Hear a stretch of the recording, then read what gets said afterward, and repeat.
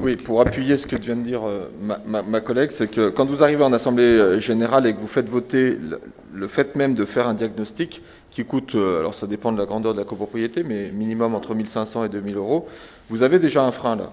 C'est-à-dire qu'il y a des gens qui ne sont pas prêts à savoir.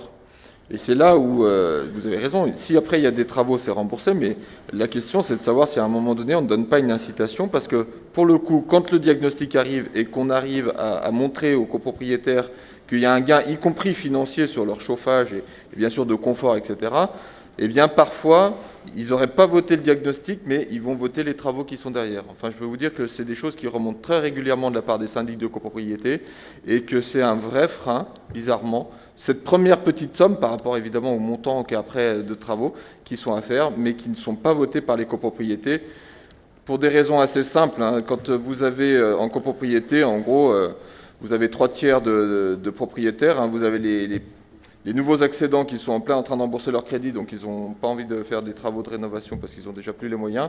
Vous avez des personnes d'un certain âge qui n'en voient pas forcément l'utilité, étant donné la vie passée.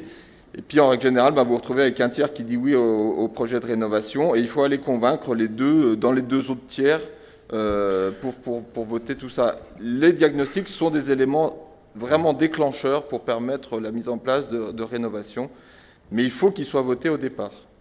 Et je crois qu'une aide financière à la réalisation de ces diagnostics, pas chaque année, mais avec des durées, une fois tous les 5 ans, une fois tous les, je sais pas, peut être intéressant.